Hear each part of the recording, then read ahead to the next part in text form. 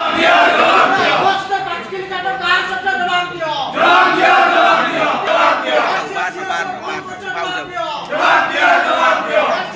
बंद डाकरा दीचु भयंकर सिचुएशन हम लोक रास्ता उपरको धान आने केमी जहाँ सिचुएशन देखिए 28 तारिख ए पर्यंत अपेक्षा करूँ बोधे कटक जिलार मंडी गुड़िक खोलिले सुरत सुचारू रूप चलो किंतु सही कथा माने डिसाइड हो रात 4 केजी 5 केजी काट हम और 5 केजी काट चलला तेणु ये कथा को लेकिन आम आज कलेक्टर को भेटिया आसचु जो कथा एडीएम बसिक गोटे मीटिंग रे फैसला होता सीएसओ थिले जे कटनी चटनी हम ना सेटा कंटिन्यूअसली पुणी चलला से आज कलेक्टर ऑफिस आसचु जे आपन जोटा कही एडीएम को एडीएम कोऑर्डिनेट करथिले मीटिंग की जोटा कही सीएसओ थिले कोऑर्डिनेट करथिले सेटा फेल मारिची तेणु तार रास्ता बाहर करतु यही कथा कलेक्टर आज कही आसचु